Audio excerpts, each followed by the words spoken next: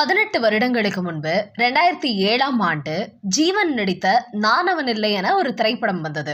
அந்த திரைப்படத்தில் ஹீரோ 4 பெண்களை காதலித்து திருமணம் செய்து ஏமாற்றி நான் அவன் இல்லை என அம்பி போல அனைவரையும் நம்ப வைப்பார்.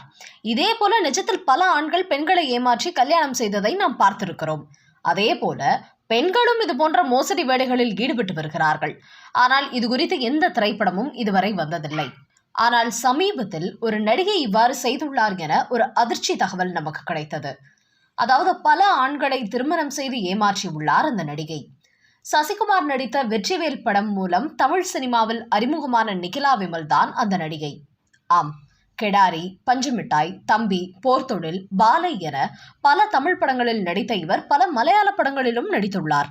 குறிப்பாக வாழை திரைப்படத்தில் டீச்சராக நடித்த இவர் பழைய நெப்போலியன் குஷ்பு பாடலான பஞ்சு மிட்டாய் சேலகட்டி என்கிற பாடலுக்கு படத்தில் நடனமாடியிருப்பார்.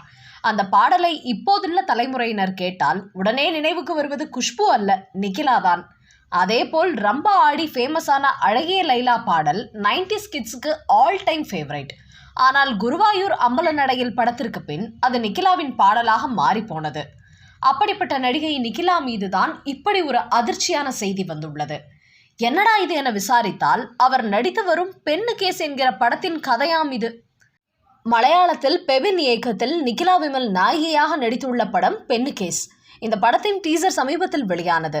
மருதமலை படத்தில் ஒரு காமெடி வரும். வடிவேலு விடும் ஒரு பெண் வந்து இவருக்கு முன் இவர் என் கணவர், இவருக்கு பின் இவர் என சொல்வார். ஒரு பெண்ணுக்கு இத்தனை கணவரா என வடிவேலு அதிர்ச்சி அடைவார்.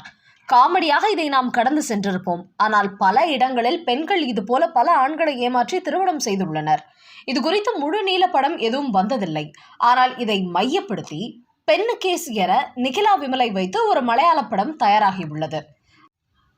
அந்த படத்தின் டீசரில் 5 ஆண்கள் வந்து நிகிலா மீது அவள் என் மனைவி என மாறி மாறி புகார் அளிக்கின்றனர். அவள் சூசன், சரண்யா, ஆயிஷா, ஆர்த்ரா, கவிதா ரமேஷன் என ஆளாளுக்கு ஒரு பெயரை சொல்லி புகார் அளிக்கின்றனர். அவர்கள் அனைவரையும் அந்த பெண் திருமணம் செய்து ஏமாற்றியிருப்பார். இதுதான் விஷயமே. இந்த பெண்ணு கேஸ் வரும் நவம்பர் மாதம் வெளியாக உள்ளது.